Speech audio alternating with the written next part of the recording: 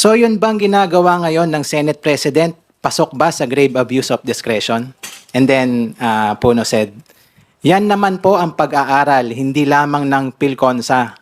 Yan din po ang sinasabi ng mga academicians, mga deans ng colleges of law, mga professors ng constitutional law, at mga iba't ibang commentaries na naririnig natin sa mga nakakaintindi at nakakaalam sa saligang batas.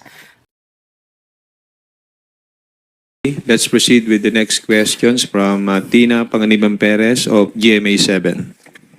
Good morning po, sir. Morning. Sir, prior to your appointment as spokes of the PROSEC panel, have you ever assisted them in any capacity? Meron na po akong ilang nasaluhan na meeting para malaman ko kung ano ang mensahe na ihahayag ko sa publiko. So, yes, nagkaroon na po ako ng partisipasyon. But not as a private prosecutor, sir? Hindi po ako private prosecutor. Opo. And meron po ba kayong update doon po sa binanggit ng prosecution panel na clarification na hihingin po nila sa Senate Impeachment Court about yung orders na ibinaba ng Senate Impeachment Court, pati po yung pag-remand sa articles? Within the next few days, ang prosecution panel ay magpa-file or maglalahad ng mga kaukulang pleading. Within the next few days, magkakaroon po ng paglalahad. Sir, clarification lang. That's a motion? Motion to what? It could be a motion or it could be a manifestation. Thank you po, sir. Either way, it is to clarify yun hong order. Thank you po. Thank you, Tina. Vivian Gulia from ABS-CBN2. Good morning, Attorney. Good morning. Opo. Can you confirm and may we know the reason? Base po sa reports ay the House of Representatives was furnished a copy of the notice of appearance ng pag-enter ng lawyers ni Vice President Sara Duterte ng kanilang entry of appearance, pero hindi po ito tendered, copy, refused to receive. Okay. Liliwanagin ko po hindi ko ho alam pa kung ano yung dahilan. Subalit, ang bottom line dito, wala ho naman nasaktan, walang damage eh. Because nung tinender nila yung service nung entry of appearance, tender means you are constructively served. So, tanggapin o hindi, yun hong purpose was served. Because it was tendered. So, as if you received it. Pag tender po kasi, iniiwan yung yung dokumento. Kaya tender. Kaya naman tender kasi hindi nila in-acknowledge na tatanggap nila. But nonetheless, gaya na sinabi ko, no harm, no foul. Wala hong nasaktan dito, walang naagrabyado. And as of today, hindi pa po ba naisusumite ng House yung at least the compliance for the first requirement of the Senate Impeachment Court to submit a certification that the impeachment proceedings against VP Duterte here at the House of Representatives were compliant with the Constitution, and won't it derail the process po, the trial? Hindi po. Sa katotohanan, nung huling session day ng Kamara, nagpasaho ng resolusyon alinsunod sa kautusan ng impeachment court. Pero nais ko rin pong banggitin, ngayon hindi pa yan naisusumite, pero naipasa na po. Gaya ng nasabi ko kanina, in the next few days, magpa-file ho ng ng appropriate pleading ang House Prosecution Panel. Ngayon, ito pong ni-require, yung ni-require ho ng impeachment court na magsumite ng certification na hindi nilabag ng Kamara yung 1-year bar rule. Ito po ay surplusage sapagkat yun hong verified articles of impeachment, yun na po yung hinihingi nilang sertifikasyon. Gaya po nung ruling ni Juan Ponce Enrile nung impeachment trial ng ating dating punong hukom ni dating Chief Justice Renato Corona. Ang sinabi po na ruling nun ng presiding officer ng impeachment court na kapag umabot na, kapag nailahad na ang articles of impeachment sa impeachment court, there is now attached to it the presumption of legality and regularity. Hindi na dapat pinagtatalunan. Ngayon, that is a precedent sa impeachment court.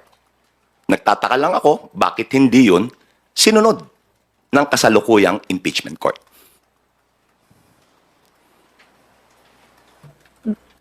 Bali, sir, i-comply pa po ba ng House tong requirements, or in the House prosecution's opinion, hindi na po kailangan at hindi ito makaka-derail sa trial kahit hindi sundin itong mga requirements? Ngayon, ito po, gaya ho nabanggit ko, ang prosecution panel ay magsusumite or maglalahad ng appropriate pleading. Ngayon, I assure the public that if the House prosecution panel will not be or not provide reason for any delay. Hindi ho ang House prosecution panel ang magbibigay ng dahilan upang maantala ang trial ng impeachment. Okay. Sir, last na lang, doon sa private prosecutors, you said in due time. Kailan po itong due time? And can you provide us a background lang how they were selected and bakit sila po yung napili? Ang alam ko po, ang private prosecutors ay mga abogadong nagboluntaryo ng kanilang serbisyo. Yun po ang alam ko. Ako po ay sigurado na gaya ko, wala rin silang bayad. Dahil itong paglahok dito ay para sa bayan, hindi para sa bayad. Okay po? Okay, sir. Thank you, Ren. Thank you. Thank you, Bibian. Elson Kismorio from Manila Bulletin. Hello, Attorney. Good morning. Hello. If we may talk about SP Chis Escudero for a minute. Apparently, former Chief Justice Renato Puno is saying na SP Escudero may have exercised grave abuse of discretion. Basahin ko po, sir, yung exchange dun sa interview kung Sige. saan sinabi ni ex-Chief Justice. So yun bang ginagawa ngayon ng Senate President? Pasok ba sa grave abuse of discretion? And then Puno said, yan naman po ang pag-aaral, hindi lamang ng PhilConsa. Yan din po ang sinasabi ng mga academicians, mga deans ng colleges of law, mga professors ng constitutional law, at mga iba't ibang commentaries na naririnig natin sa mga nakakaintindi at nakakaalam sa saligang batas. Your take po on this statement? Ako po ay sumasang-ayon sa sinabi ni Chief Justice Renato Puno. Sapagkat ang mga naging actuation and ruling ni Senate President Chis Escudero as the presiding officer of the impeachment court ay wala ho sa saligang batas yan. Kagaya po ng pag-remand. Hindi po ang pag-remand, ibig sabihin, yung lower court should reconsider. Gaya po na nabanggit ko kanina, wala hong salitang remand sa impeachment. Hindi ho angkop ang remand sa impeachment. Yung remand ay para sa ordinaryong kaso, sa ordinaryong hukuman, but never sa impeachment court. As a follow-up, Attorney, I think SP Escudero is somewhat dismissive of PhilConsa just because the President is Speaker Romualdez. Tama. Your take po. I agree. Is that fair? Is that fair? That's Na- not fair. Because you judge the position based on the merit of what was said. Hindi yung personalidad. Sa palagay nyo ba, si Speaker, iba ho ang posisyon niya, iba ang posisyon, Presidente, Chairman ng PhilConsa. Sa palagay nyo, si Speaker Romualdez ay kayang impluwensyahan ang pag-iisip ni dating Chief Justice Puno? I don't think so. In much the same way that Chief Justice Puno will not and cannot influence the mindset of the Speaker of the House. So, my take is that the argument is based on the merit of the argument, not on the personality. Hindi po personality-based yan. Merit-based.